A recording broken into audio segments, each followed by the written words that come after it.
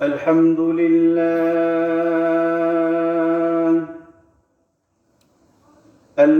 لله نحمده ونستعينه ونستغفره ونؤمن به ونتوكل عليه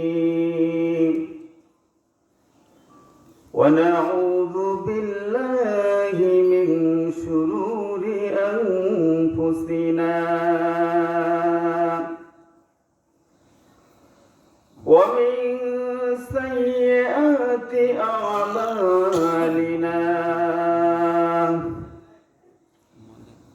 من يهده الله فلا مضل له ومن يضلله فلا هادي له ونشهد أن لا إله إلا الله وحده لا شريك له ونشهد أن سيدنا وحبيبنا ومولانا محمد صلى الله عليه وعلى آله وأصحابه وبارك وسلم أو كما قال الله تعالى في شان حبيب محمد وآله وأصحابه أجمعين.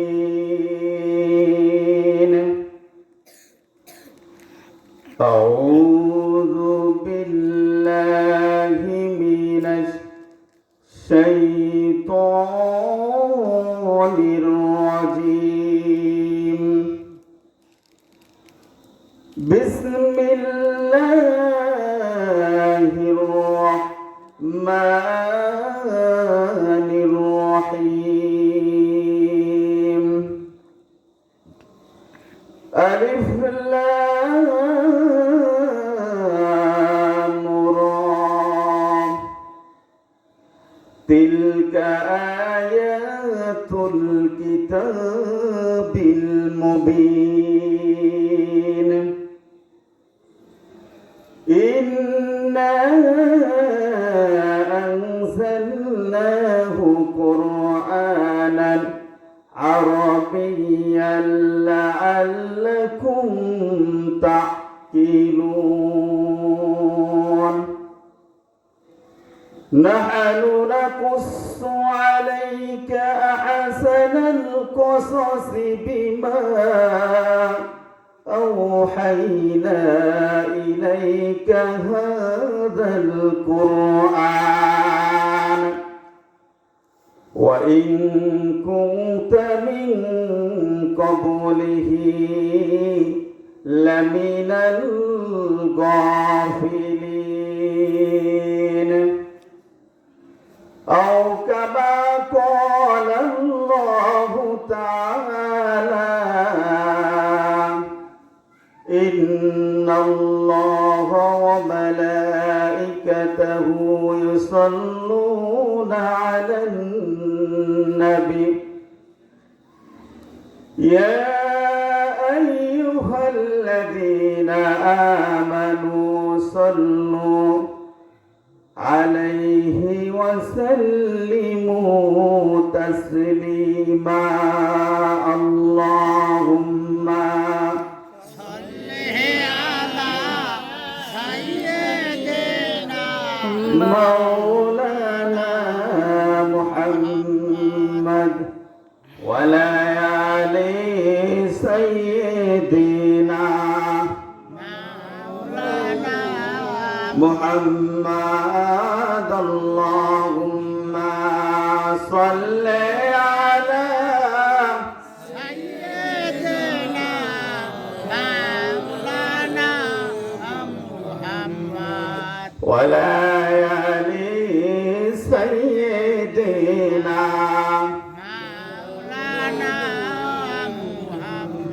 কখন জানি ডাকাশিবে এই বাড়ি ঘর সারিতে, কখন জানি ডাকাশিবে এই বাড়ি ঘর সারিতে। আপন পোশাক খুলে খুলে সাদা পোশাক পরিতে, আল্লাহুম্মা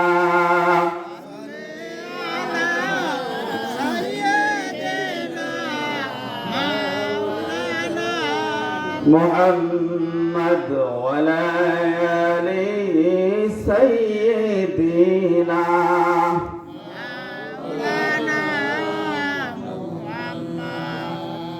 আলহামদুলিল্লাহ, সমস্ত প্রশংসা ওই মহান রব্বুল আলামিনের দরবারে, যে মহান রব্বুল আলামিন আজকে বেহেশতের বাগানের ভিতরে আপনাকে আমাকে আসার এবং বসার তৌফিক দান করেছেন। এই জন্য মহান রবের নিকট শুকরিয়া আদায় করি আলহামদুলিল্লাহ। আলহামদুলিল্লাহ।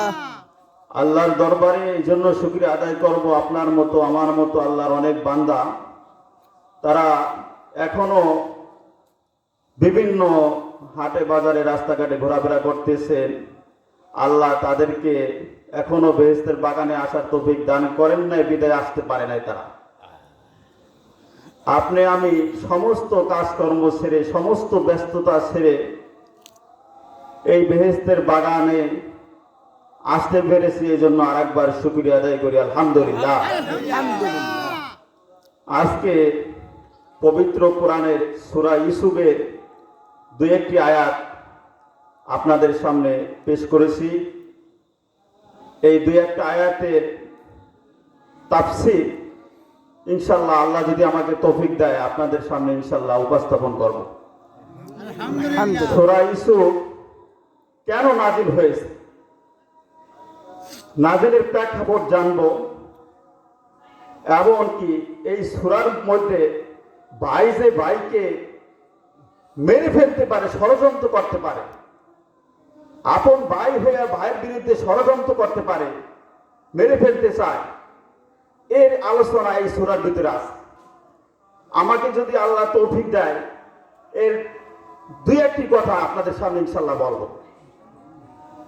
এই সূরাটির নাজিলের কারণ আমরা এখন জানব। সূরা ইউসুফ হচ্ছে পবিত্র কোরআনের 12তম সূরা।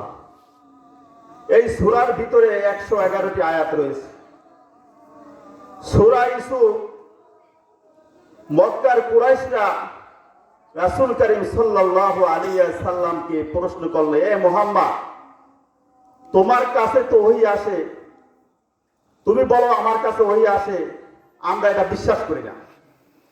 দেখেন সূরা নাজিলের কারণটা দেখেন, তোমার কাছে যে ওহী আসে এটা আমাদের বিশ্বাস হয় না, আমরা বিশ্বাস করি না। আমরা কয়েকটা প্রশ্ন করব, তুমি যদি জবাব দিতে পারো তাহলে আমরা মনে করব তুমি সত্য নবী, এবং কি তোমার কাছে যে ওহী আসে এটাও সত্য, তুমি নবীও সত্য। এই সূরাটা রাসূল করিম সাল্লাল্লাহু আলাইহি ওয়াসাল্লাম যখন মক্কার শেষ প্রান্তে, খুব জাহেলি অবস্থা, খুব করুণ অবস্থা, কুরাইশরা বিশ্বনবীকে জ্বালা যন্ত্রণা দেয়, অনেক ভয়াবহ অবস্থা, নবীর মন খারাপ। বিশ্বনবীকে সান্ত্বনা দেওয়ার জন্য আল্লাহ পাক রব্বুল আলামিন এই সূরাটি নাজিল করেন। আল্লাহ পাক রব্বুল আলামিন বিশ্বনবীকে সান্ত্বনা দেওয়ার জন্য সূরা ইউসুফ নাজিল করে দেন।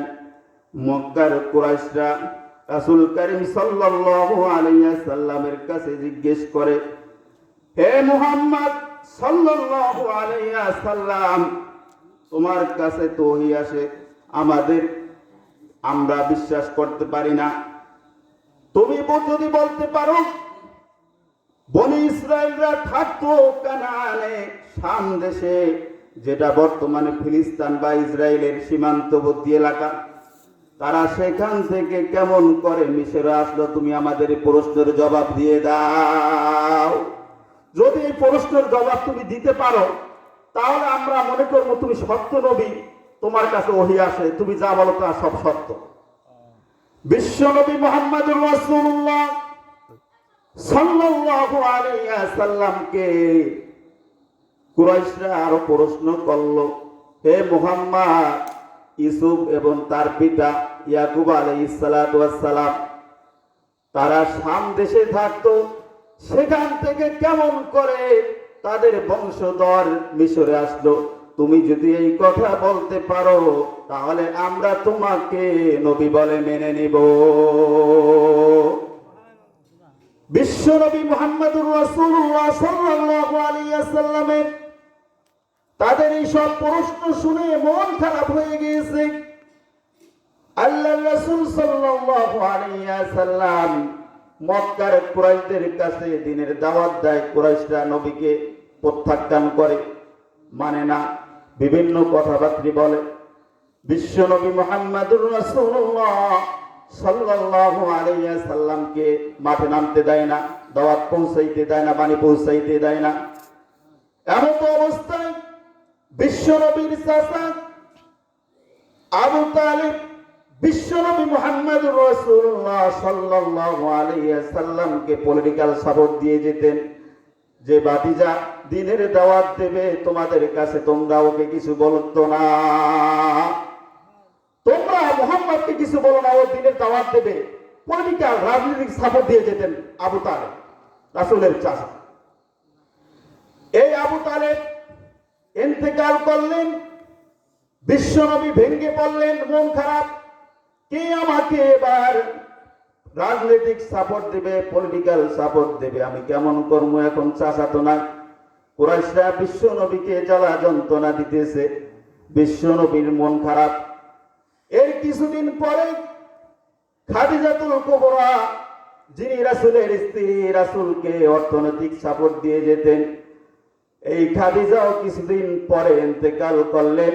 আল্লাহর রাসূল সাল্লাল্লাহু আলাইহি ওয়াসাল্লাম এবার চিন্তায় পড়ে গেলেন। হে মুহাম্মদ সাল্লাল্লাহু আলাইহি ওয়াসাল্লাম, চিন্তার কোনো কারণ নাই। আল্লাহ বলতেছেন, হে বন্ধু, আপনার চাচা আবু তালেব মারা গেছে, আপনার মন খারাপ। স্ত্রী খাদিজা অর্থ দিয়ে সাহায্য করত, মানসিকভাবে সাহস দিত, সেও মারা গেল, আপনার মন খারাপ। হে মুহাম্মদ সাল্লাল্লাহু আলাইহি ওয়াসাল্লাম, আপনার চিন্তার কোনো কারণ নাই, মন খারাপ করার কোনো কারণ নাই। আপনার সে করুণ পরিণতি ইউসুফ আলাইহিস সালাতু ওয়াস সালামের হয়েছে। আপনি সূরা ইউসুফের কাহিনী পড়েন, নবী আপনার মন ভালো হয়ে যাবে। সুবহানাল্লাহ। যে আপনার চাচা মরে গেছে, আপনার মন খারাপ। খাদিজা স্ত্রী মরে গেছে, আপনার মন খারাপ হয়ে গেছে। আপনার সে করুণ পরিণতি হয়েছিল ইউসুফ আলাইহিস সালাতু ওয়াস সালামের। কেমন পরিণতি? আমি আল্লাহ ইউসুফকে তার ভাইয়েরা যেমন করে অন্ধক কুয়ার ভিতরে ফেলে দিয়ে আসছিল, আমি আল্লাহ ওই কূপ থেকে ইউসুফকে বাঁচিয়ে মিশরের রাজপ্রাসাদে বসিয়ে তাকে রাজা বানিয়েছি। আপনি সূরা ইউসুফ পড়েন, আল্লাহ পাক রব্বুল আলামিন সঙ্গে সঙ্গে সূরা ইউসুফ নাজিল করে দিলেন মুহাম্মদ সাল্লাল্লাহু আলাইহি ওয়াসাল্লামের প্রতি। আল্লাহ পবিত্র কোরআনে বলেন, আলিফ লাম রা তিলকা আয়াতুল কিতাবিল মুবিন ইন্না আনজালনাহু কুরআনান আরাবিয়্যান লাআল্লাকুম তা'কিলুন। হে মুহাম্মদ সাল্লাল্লাহু আলাইহি ওয়াসাল্লাম, চিন্তার কোনো কারণ নাই, সূরা ইউসুফ খুলে পড়েন। আমি আপনার প্রতি কিতাব নাজিল করেছি আরবি ভাষায়, যাতে করে আপনার উম্মতেরা বুঝতে পারে, আপনি বুঝতে পারেন, সহজ ভাষা আরবি ভাষায় নাজিল করেছি। আপনি সূরা ইউসুফের কাহিনী পড়েন, আপনার মন ভালো হয়ে যাবে। সাহাবায়ে কেরাম আল্লাহ রাসূল সাল্লাল্লাহু আলাইহি ওয়াসাল্লামকে প্রশ্ন করলেন, ইয়া রাসূলুল্লাহ, ইয়া হাবিবাল্লাহ, আপনার সঙ্গে তো আমরা অনেক দিন যাবত চলাফেরা করতেছি, আমাদের ভীষণ মন খারাপ। আজকে এমন একটা কিসসা বলেন, কাহিনী বলেন, যেই কাহিনী শোনার পরে আমাদের মন ভালো হয়ে যায়। আল্লাহ পাক রব্বুল আলামিন সাহাবায়ে কিরামদের প্রশ্নের জবাব দেওয়ার জন্য আল্লাহ রাসূলের এই আয়াত নাযিল করে দিলেন। আল্লাহ রাসূলকে পড়তে বলেন, হে মুহাম্মদ আপনি পড়েন, নাহানু নাকুসু আলাইকা আহসানাল কসাসি বিমা আওহাইনা ইলাইকা হাযাল কুরআন ওয়া ইন কুনতা মিন ক্বাবলিহি লামিনাল গাফিলিন। হে মুহাম্মদ সাল্লাল্লাহু আলাইহি ওয়াসাল্লাম, সাহাবায়ে কেরামদেরকে ইউসুফের কাহিনী পড়ে শোনান। এই পৃথিবীর সমস্ত কাহিনীকে হার মানিয়ে দেয় যেই কাহিনী শুনে। আপনি সূরা ইউসুফের কাহিনী সাহাবাদেরকে পড়ে শোনায় দেন। সাহাবাদেরকে ইউসুফের কাহিনী আল্লাহর রাসূল পড়ে শোনালেন। শোনানোর সঙ্গে সঙ্গে সাহাবাদের মন খারাপ ভালো হয়ে গেল। এখন আমরা সূরা ইউসুফের মূল আলোচনায় চলে যাব। আল্লাহ পাক রব্বুল আলামিন সূরা ইউসুফের ভিতর বলেন, ইযু ক্বালা ইউসুফু লিআবিহি ইয়া আবাতি ইন্নী রাআইতু আহাদা আশারা কাওকাবান ওয়াশ-শামসা ওয়াল কমারা রাআইতুহুম লি সাজিদিন। ইউসুফ আলাইহিস সালাতু ওয়াস সালাম রাতের বেলায় ঘুমের মাঝে স্বপ্ন দেখে যে 11টা তারকারাজি চন্দ্র সূর্য ইউসুফকে সিজদা করতেছে। ইউসুফ আলাইহিস সালাতু ওয়াস সালাম তার পিতা ইয়াকুবের কাছে বললেন, বাবা আমি রাতের বেলায় স্বপ্নে দেখলাম, এই রাতে স্বপ্নে দেখলাম 11টা তারকারাজি চন্দ্র সূর্য আমাকে সিজদা করতেছে। ইয়াকুব নবী ইউসুফকে বলে, বাবা এই কথা অন্য কারো কাছে বলো না, আমি বাপ আমার কাছে বলছো। আল্লাহ পরে এতে বলেন, ক্বালা ইয়া বুনাইয়া লা তাকুসুস রুয়াকা আলা ইখওয়াতিকা ফায়াকিদু লাকা কাইদা ইন্নাশ শাইতানা লিল ইনসানি আদুউম মুবিন। ইয়াকুব নবী বলতেছে, বাবা ইউসুফ তুমি তোমার ভাইদেরকে এই ঘটনা বলো না, কারণ তোমার ভাইরা শয়তানের ধোঁকায় পড়ে তোমার বিরুদ্ধে ষড়যন্ত্র করতে পারে। ইউসুফ আলাইহিস সালাতু ওয়াস সালামকে তার পিতা ইয়াকুব সান্ত্বনা দিলেন, আমার মনে হয় আমার পূর্বপুরুষরা যেভাবে নবুয়তি লাভ করেছেন, আমার মনে হয় আমার আল্লাহ তোমাকে নবুয়তি দান করবে। তুমি যে চন্দ্র সূর্য তোমাকে সিজদা করতেছে, এই কথা তোমার ভাইদেরকে বলো না, তোমার ভাইরা তোমার বিরুদ্ধে শয়তানের অসহায় পড়ে তোমার বিরুদ্ধে ষড়যন্ত্র করতে পারে।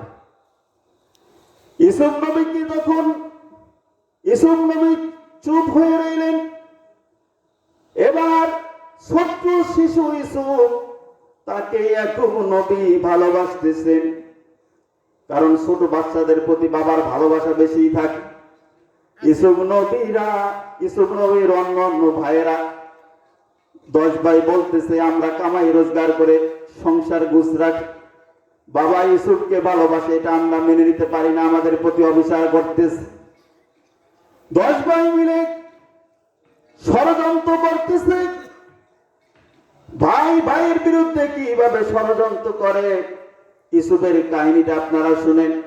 10 ভাই মিলে ইউসুফের প্রতি ষড়যন্ত্র করতেছে, আমরা ইউসুফকে মেরে ফেলবো, না হলে অদূরে কোথায় ফেলে দিয়ে আসবো, বাবা ইউসুফকে আর পাবে না, ইউসুফকে ভালোবাসতে পারবে না, বাবা তারপর সই হইতে আমাদেরকে ভালোবাসা শুরু করে দিবে।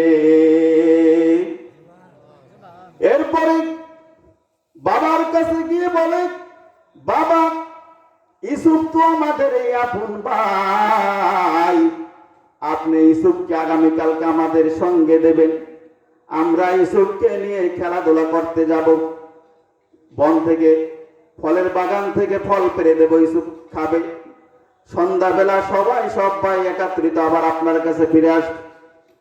ইয়াকুব নবী বলতেছে, তোমাদের সঙ্গে আমি ইউসুফকে দিতে পারবো না, আমার ভয় হয় তোমরা ইউসুফকে রেখে অমনোযোগী হয়ে যাবে, আমার ইউসুফকে বনের বাঘ খেয়ে ফেলবে। এবার 10 ভাই মিলে ষড়যন্ত্র করতেছে, বাবার প্রতি মানসিক চাপ সৃষ্টি করতেছে, বাবার প্রতি মানসিক চাপ এমন ভাবে তৈরি করতেছে, বাবা কিছুতেই ইউসুফকে দিতে যখন রাজি হয় না, এমন মানসিক চাপ সৃষ্টি করলো, ইয়াকুব নবী আর ইউসুফকে না দিয়ে পারলো না। এবার ইউসুফকে যখন বাবার কাছ থেকে নিয়ে যায়, নিয়ে সামনের দিকে কয়েক কদম যায়, বাবার চোখের আড়াল হয়ে যায়, বাবা তুই চোখের পানি ছেড়ে দিয়ে ইউসুফ ইউসুফ বলে কান্দে, আর ইউসুফের ভাইরা এক ভাই লাথি মারে আর এক ভাইয়ের গায়ের কাছে গিয়ে পড়ে। ইউসুফ নবীর ভাইরা এইভাবে ইউসুফকে অত্যাচার করতেছে, নবী ইউসুফ বলতেছে, আমার ভাইরা, আমি তো তোমাদের এই ভাই, তোমরা আমাকে মারো না, বাবার কাছ থেকে তোমরা কাকুতি বিনতি করে আমাকে নিয়ে আসলে, আমি তো তোমাদের এই ভাই, বাবার কাছ থেকে কত বিনয় করে আমাকে নিয়ে আসলে, আমাকে এখন মারো কেন? তাদের টার্গেট বাবাকে ভালোবাসে, ইউসুফকে তারা ভালোবাসা পায় না, বাবা ইউসুফকে তারা মেরে ফেলবে। এবার সবাই চক্রান্ত করতেছে, ইউসুফকে মেরে ফেলতে হবে। একজন বলে, না, ওকে চিরতরে বিদায় করে দিস না, ওকে ওই যে সামনে কূপ আছে, কূপের ভিতরে ফেলে দিয়ে আসবো, ইউসুফকে ওই কূপ থেকে কোনো পথিক পেয়ে যায় নিয়ে যাবে, তারপরে ইউসুফ বাবার কাছে আর যেতে পারবে না, আর ইউসুফকে বাবা ভালোবাসতে পারবে না। তারা সব কয় ভাই মিলে ইউসুফ নবীকে কুয়ার ভিতরে ফালাই দিতেছে। আমার আল্লাহ ডাক দিয়ে বলেন, জিবরাইল তাড়াতাড়ি করে যাও, আমার ইউসুফ কুয়ায় পড়ার আগে তুমি জিবরাইল ওখানে হাজির হয়ে যাও। ইউসুফকে কুয়ায় ফেলে দিল ভাইরা। এবার ইউসুফের গায়ের জামাটা তারা খুলে নিয়ে সন্ধ্যা বেলায় যখন বাবার কাছে চলে যায়, তারা সব কয় ভাই মিলে বিনতি করে, আমার ভাই ইউসুফ নাই, ইউসুফকে বনের বাঘে খেয়ে ফেলেছে, আমার ভাইকে বনের বাঘ খেয়ে ফেলছে, আমার ভাই আর জীবিত নাই। ইয়াকুব নবীর সামনে ইউসুফের জামাটা, রক্ত মাখা জামাটা তারা নিয়ে দিল। ইয়াকুব নবী কিছুক্ষণ চুপ হয়ে রইলে, বলতেছেন কিভাবে মরল? বলে, আমরা ইউসুফকে ফল পেরে দিয়েছি, আমাদের মাল পরি দেওয়ার জন্য রেখেছি, ইউসুফকে বনের বাঘ খেয়ে ফেলছে। এই যে দেখেন রক্ত মাখা জামা। ইয়াকুব নবী ইউসুফের জামাটা ধরে দুই চোখের পানি ছেড়ে কান্দে আর বলে, আমার ইউসুফ কোথায় গেলি বাবা, তোর বিরহ যন্ত্রণা আমি সইতে পারি না, তুই কোথায় পড়ে রইলি? ইয়াকুব নবী বুঝতে পারছেন যে আমার ইউসুফকে যদি বনের বাঘ খাইতো, জামাটা ছেড়লো না কেন? জামাটা তারা কৌশল করে একটা বকরি জবাই দিয়ে রক্ত মেখে জামাটা নিয়ে বাবার কাছে দিল। তখন ইয়াকুব আলাইহিস সালাম বলতেছে, আমার ইউসুফকে যদি বনের বাঘ খাইতো, জামাটার একটা বুদমও ছিল না, একটা সুতাও ছিল না, ব্যাপারটা কি? আমার ইউসুফ মরতে পারে না। ওদিকে বাবা কিছুতেই যখন বিশ্বাস করে না, বলতেছে, তোমরা মিথ্যা কথা বলো, আমার ইউসুফ কোথায় আছে তোমরা সরাসরি বলে দাও। তারা যখন বাবাকে কিছুতেই বিশ্বাস করাইতে পারলো না, তারা 10 ভাই মিলে বনে চলে গিয়ে বন থেকে ছোট্ট একটা বাঘের বাচ্চা নিয়ে আসে। বনের থেকে বাঘের বাচ্চা এনে ইয়াকুব নবীর কাছে যখন দিল, দেওয়ার পরে ইয়াকুব আলাইহিস সালাতু ওয়াস সালাম বাঘকে জিজ্ঞাসা করে দুই চোখের পানি ছেড়ে দিয়ে, ও বনের বাঘ, আমার ইউসুফ আমি কি অপরাধ করেছি, আমার ইউসুফকে খাইলা কেন? বনের বাঘ কান্দে আর বলে, ও পয়গম্বর ইয়াকুব, আমরা ইউসুফকে খাবো থাক দূরের কথা, আমরা ইউসুফের রক্ত মাংস ঘ্রাণও সঙ্গী নাই, কারণ আমার আল্লাহ ইউসুফ কেন কোন পয়গম্বরের রক্ত মাংস আমাদের জন্য হারাম করে দিয়েছে। ইউসুফকে বনের বাঘ নিয়ে আসছে, আল্লাহ বনের বাঘের জবান খুলে দিয়েছে। বনের বাঘ এবার স্বীকার করলো, ইউসুফকে আমি খাই না। এবার ভাইয়েরা ধরা খেয়ে গেল। ওদিকে ভাইয়েরা যখন কুয়ার ভিতরে ইউসুফকে ফালাইয়া দিয়ে আসলো, জিব্রাইল, ইউসুফ নবী কুয়ায় পড়ার আগে জিব্রাইল সেখানে গিয়ে হাজির হয়ে গেল। 650 পাখা উড়িয়ে জিব্রাইল দ্রুত বেগে যখন কুয়ার ভিতরে চলে গেল, জিব্রাইল ইউসুফকে কুয়ার ভিতরে পাথরের উপরে বসাইল, বসিয়ে বলতেছে, ইউসুফ তোমাকে তোমার ভাইয়েরা কুয়ার মধ্যে পালাইলো কেন? বলে, আমার কোনো দোষ নাই, আমার বাবা আমি ছোটবেলায় আমাকে বেশি ভালোবাসে, আমার ভাইয়েরা এই ভালোবাসা মেনে নিতে পারে না, এটাই আমার অপরাধ, এই অপরাধের কারণে আমার ভাইয়েরা আজকে আমাকে কুয়ার মধ্যে ফেলে দিয়েছে।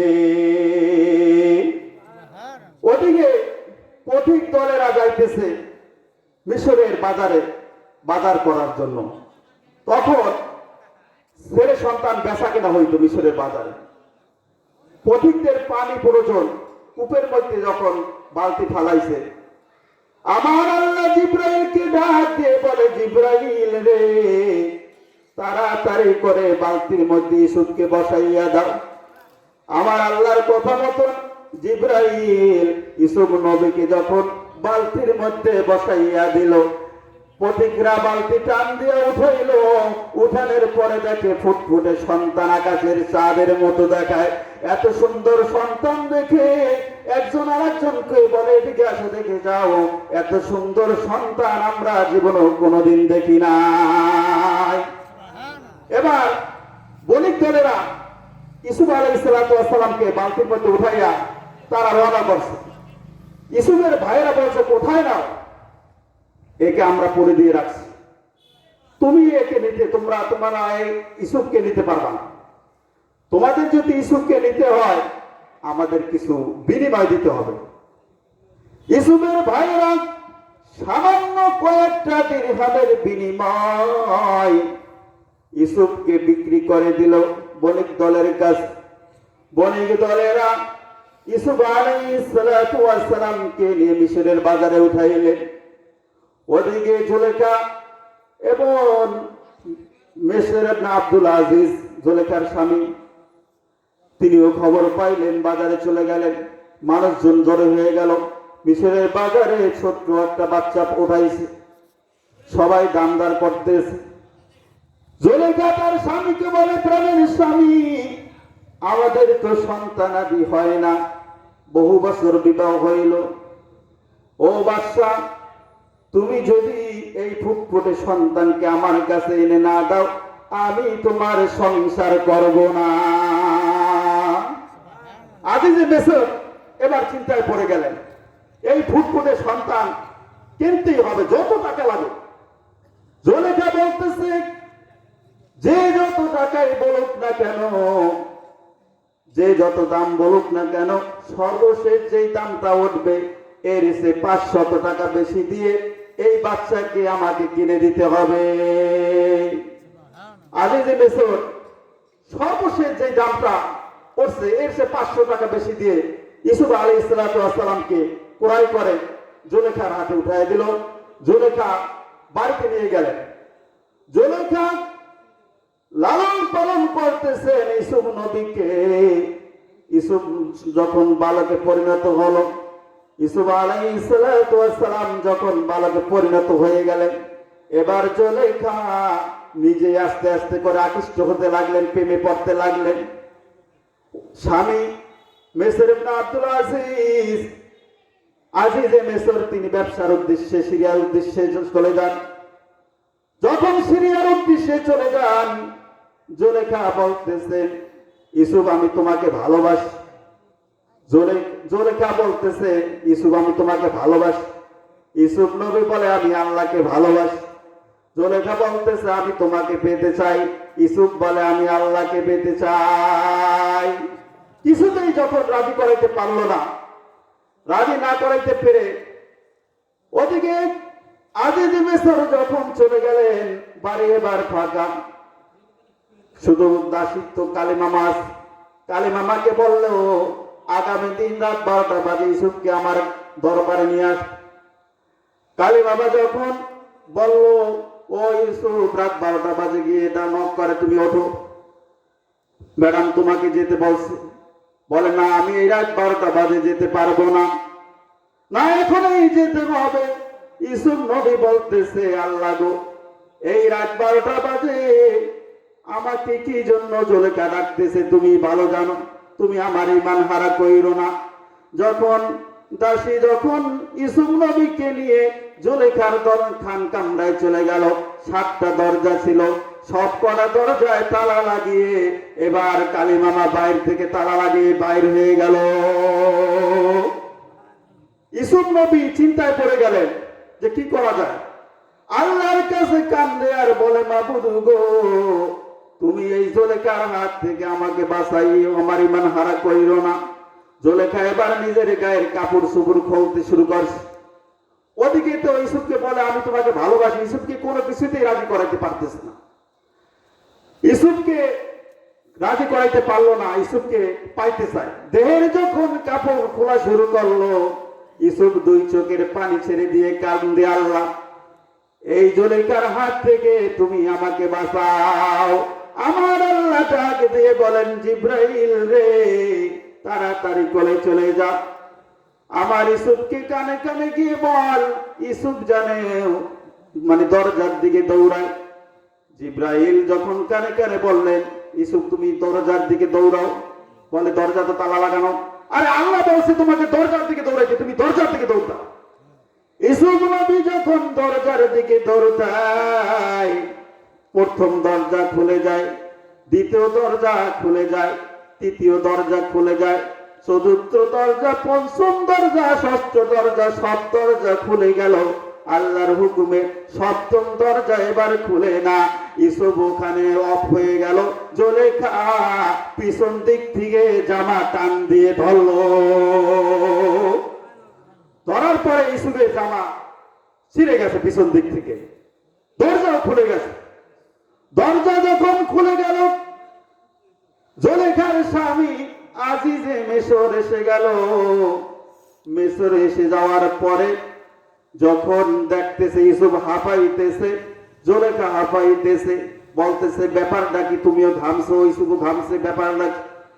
জুলেখা তখন স্বামীর কাছে সাধু সাজলো আর বলল, প্রাণের স্বামী, যে সাপ কলা পুষে ইউসুফকে আমরা লালন পালন করেছি, এই ইউসুফ আমার ইজ্জত লইয়া টান মারছে। ইউসুফের বিচার চাই, ইউসুফকে বিচার করতে হবে। অথচ জুলেখা পিছন দিক থেকে ইউসুফের জামা টান দিয়ে ছিঁড়ে ফেললো, তার দেহের খাস মিটাইতে পারলো না। এবার আজিজে মিসর বলতেছে, আমি তোমাদের কথা বিশ্বাস করবো কেমনে? এই জুলেখা তোমার সাক্ষী আছে? বলে, আমার সাক্ষী আছে কালিমামা দাস। এই জুলেখা তোমার সাক্ষী আছে? বলে, আমার তো সাক্ষী আমার আল্লাহ। জুলেখা যখন কালিমামাকে সাক্ষী মানলো, আমার আল্লাহ ইউসুফকে কানে কানে জিব্রাইলের মাধ্যমে জানিয়ে দেয়, ও জিব্রাইল, জুলেখার খালাতো বোন বেড়াইতে আসে, তার ছোট্ট একটা 2 মাসের বাচ্চা আছে, ওই বাচ্চাকে তুমি সাক্ষী মানো।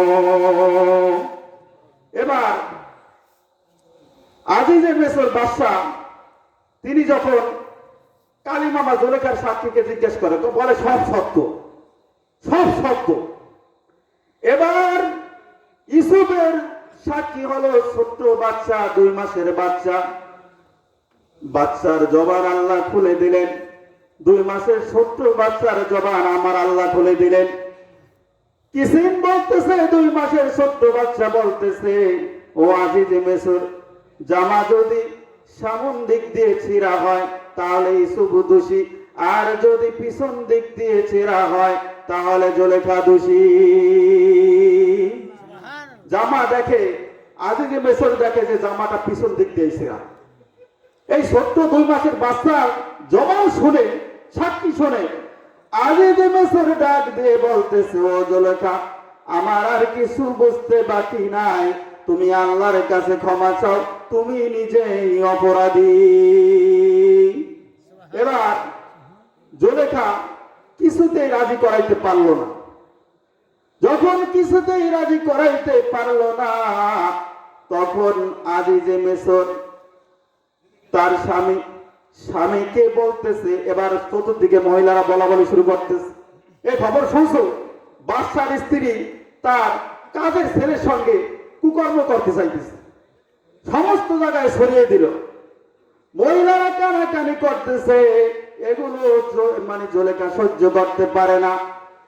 জুলেখা একটা অনুষ্ঠানের ব্যবস্থা করলো তার বাসায় যখন অনুষ্ঠানের ব্যবস্থা করলো, সমস্ত মহিলাদেরকে দাওয়াত দিল। দাওয়াত দেওয়ার পরে সমস্ত মহিলারা আসছে, তাদের সামনে ফল কাটতে বটি দিল। বটি দেওয়ার পরে মহিলাদের সামনে যখন এবার ইউসুফকে দাঁড় করাইলো, মহিলারা ফল কাটবো থাক দূরের কথা, মহিলাদের আপদ থেকে আঙ্গুল কেটে ফেলেছে। ইউসুফকে দেখে, এত সুন্দর ছেলে দেখে সে সহ্য করতে পারে না। মহিলারা বলতেছে, এত সুন্দর ছেলে আমরা কখনোই দেখি নাই, আমরা ইউসুফকে দেখে আমাদের আঙ্গুল কেটে ফেলেছি। এবার জুলেখা বলতেছে, আমি একলাই বলে পাগল, আমি একলাই বলে পাগল, এবার তোমরা ইউসুফকে দেখে হাত কেটে ফেলাইছো কেন? ইউসুফ আলাইহিস সালামকে দেখে মহিলারা যখন হাত কেটে ফেললো, আমার নবীকে যদি তারা দেখতো, কলিজা কেটে ফেলতো, তারা টের পাইতো না। এত সুন্দর ছিল বিশ্বনবী মুহাম্মদুর রাসূলুল্লাহ সাল্লাল্লাহু আলাইহি ওয়াসাল্লাম। মহিলারা, সমস্ত মিশরের মহিলারা পাগল ইউসুফের জন্য, খালি ইউসুফ জাদু উঠে গেছে ইউসুফ করতে করতে। যখন সমস্ত মহিলারা ইউসুফ করতেছে, ইউসুফ আলাইহিস সালাতু ওয়াস সালাম আল্লাহর দরবারে কান্দে, মাবুদ গো, মহিলাদের হাত থেকে আমাকে বাঁচাও, প্রয়োজন পড়লে আমাকে জেলের ভিতরে দিয়ে দাও, আমি জেলের ভিতরে এই ফিতনার চেয়ে মনে হয় ভালো থাকবো। এবার তাকে জেলের ভিতরে দেওয়া হলো। জেলের ভিতরে যখন দেওয়ার পরে ইউসুফ নবী বিনা কারণে 1 বছর নয়, 2 বছর নয়, 7 বছর বিনা কারণে জেল খাটতেছে। দেখেন, বিনা দোষে ইউসুফ আলাইহিস সালাম 7 বছর জেল খাটলো। এই মহিলাদের কুমন্ত্রণায় পড়ে ইউসুফ আলাইহিস সালাম বিনা কারণে জেল খাটতেছে। তার সঙ্গে যখন 2 জন লোক দেওয়া হলো জেলের ভিতরে, এবার সমস্ত লোকগুলা ইউসুফ আলাইহিস সালামের পাগল হয়ে গেল। জেল সুপার ইউসুফকে জেলের চাবি দিয়ে দিলেন। ইউসুফের কথা মতো সবাই চলে, সবাই ইউসুফের কথা মতো দিনের দাওয়াত গ্রহণ করতেছে।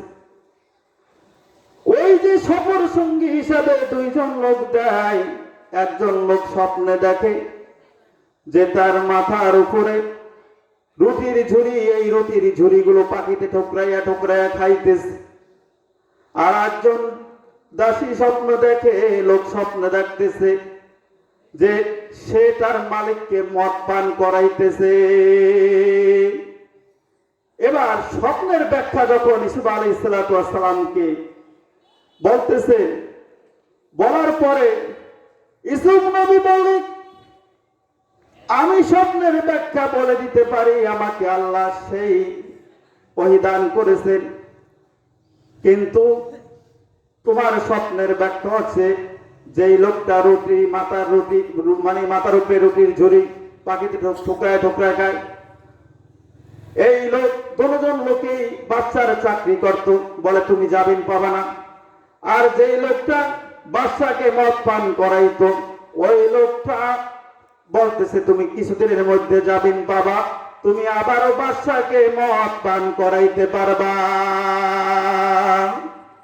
এবার ওই লোকটাকে বলে তোমার তো কিছুদিন পর মুক্তি হবে, আমি ইউসুফকে বিনা কারণে জেল খাটলাম, এই কথাটা তুমি একটু তোমার বাদশাকে গিয়ে বললো। এবার ওই লোকটার যখন মুক্তি হয়ে গেল, যখন আজিজে মিসর স্বপ্নে দেখতেছে 7টা মোটা তাজা গরু 7টা শুকনা গরুকে খেয়ে ফেলে, এই ঘুমের ঘরে যখন এই স্বপ্ন দেখতেছে, এই স্বপ্নর ব্যাখ্যা কেউ বলতে পারে না। ওই লোকটা বলে হুজুর জেলের ভিতরে একজন লোক আছে খুব ভালো মানুষ, ওই লোকটাই বলতে পারবে, নিয়ে আসো আমার কাছে। ইউসুফকে গিয়ে বলে বাদশা আপনাকে ডাকছে, আপনি বাইর হন, আপনি মুক্তি পাবেন জেল থেকে। বলে ইউসুফ আলাইহিস সালাতু ওয়াস সালাম বলতেছেন আমি বিনা কারণে জেল খাটতেছি, আমি ইউসুফকে যতক্ষণ পর্যন্ত নির্দোষ প্রমাণ বাদশা না করাইব, আমি ইউসুফ জেল থেকে বাইর হব না।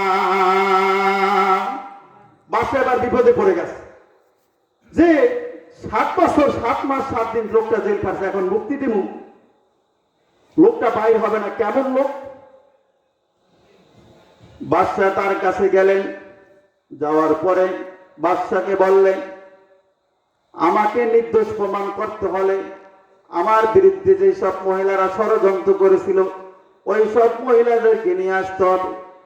বাদশা জুলাইখাকে নিয়ে গেল, নিয়ে যাওয়ার পরে সমস্ত মহিলাদেরকে ডাকলেন, ডাকার পরে সমস্ত মহিলারা বললেন বাদশা আমরা সবাই নিজেরাই দোষী, কারণ ইউসুফ আলাইহিস সালাতু ওয়াস সালামের কোনো দোষ নাই, বিনা কারণে ইউসুফ জেল খাটেছে, আমরা নিজেরাই দোষী।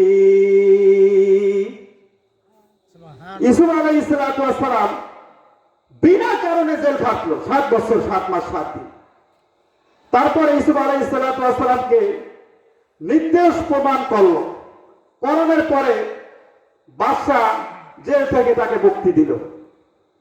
সময় শেষ হয়ে গেছে, আজানের টাইম হয়ে গেছে, জামাতের টাইম হয়েছে, আমার কাছে চিঠি চলে এসেছে, আমি সংক্ষেপে 2-1 মিনিটের মধ্যে কথাটা শেষ করে দিচ্ছি। বাদশা ইউসুফ আলাইহিস সালাতু ওয়াস সালামকে জেল থেকে এবার মুক্তি দিয়ে, যখন মুক্তি দেওয়ার পরে ইউসুফ নবীকে যখন বসাইলেন, অর্থমন্ত্রীর মানে দাওয়াত দিলেন, অর্থমন্ত্রীর ভারপ্রাপ্ত সচিব বানায় দিলেন। দেশে এবার 7 বছর ভালোই চলল, আবার 7 বছর দুর্ভাগ্য চলে এলো। মানুষ তার কাছে যা আছে সব নিয়ে বাদশার দরবারে গিয়ে খাবার আনে, মানুষের টাকা পয়সা এবং স্বর্ণ অলংকার সব শেষ হয়ে গেছে। ওই যে ইউসুফের ভাইয়েরা ইউসুফের বিরুদ্ধে ষড়যন্ত্র করেছিল, তারাও খাবার আনতে গেল। খাবার আনতে গিয়ে ইউসুফ তাদেরকে দেখে চিনে ফেলল, এরাই তো আমার ভাই, আমাকে ষড়যন্ত্র করেছে। তখন ভাইদেরকে খাবার যখন দিয়ে দিল, দিয়ে দেওয়ার পরে বলে তোমাদের আর একটা ভাই আছে বনিয়ামিন করে নাম, যদি আগামী বছর বনিয়ামিনকে না নিয়ে আসো তাহলে তোমাদেরকে খাবার দেওয়া হবে না। এবার ইয়াকুব আলাইহিস সালাতু ওয়াস সালামের কাছে গিয়ে বলে বাবা বনিয়ামিনকে নিয়ে যাইতে হবে, নাহলে আমরা আগামী বছর না খেয়ে থাকবো, আমাদেরকে বাদশা খাবার দেবে না। ইয়াকুব নবীর কাছে যখন যে বলে আমি ইউসুফের ব্যথাই বলতে পারি না, আমি ইয়াকুবকে তোমাদের সাথে কখনোই দেব না। কলকৌশলে ইয়াকুব নবী বলতেছে আল্লাহর নামে তোমরা যদি শপথ করে বলো আমি ইয়াকুবকে দিতে পারি। ইয়াকুব নবী যখন তারা সব কয় ভাই মিলে যখন গেল, যাওয়ার পরে বনিয়ামিনকে নিয়ে যখন যায়, ইউসুফ আলাইহিস সালাতু ওয়াস সালাম বনিয়ামিনকে ধরে কান্দে আর বলে ভাইরা রে, আমি হলাম তোমাদের শতভাগা পাইছু। আমার বিরুদ্ধে তোমরা ষড়যন্ত্র করে কুয়ার ভিতরে তোমরা ফেলে দিয়েছিলে, আমার আল্লাহ সেই কুয়া থেকে উঠাইয়া আমাকে আজকে এই রাজপ্রাসাদে বসাইছে। ইসুফ নবী বলতেছে, ভাইরা রে, আমি তোমাদেরকে মাফ করে দিলাম, তোমরা আল্লাহর কাছে ক্ষমা চাও, আমার আল্লাহ তোমাদেরকে ক্ষমা করে দিবে। সূরা ইউসুফের ব্যাখ্যা শেষ করা যাবে না, সারা রাত্র চলে যাবে, সূরা ইউসুফের ব্যাখ্যা শেষ করা যাবে না। এখন এশারের আজান হবে, জামাত হবে, এই জন্য আমি আমার আলোচনা শেষ করে দিয়েছি। ওয়া আখির দাওয়ানা আলহামদুলিল্লাহি রাব্বিল আলামিন। আজকে সূরা ইউসুফের যে আলোচনা শুনলাম, এর অনুযায়ী আল্লাহ পাক রব্বুল আলামিন আমাদের সবাইকে আমল করার তৌফিক দান করুক। আসসালামু আলাইকুম ওয়া রাহমাতুল্লাহি ওয়া বারাকাতুহু।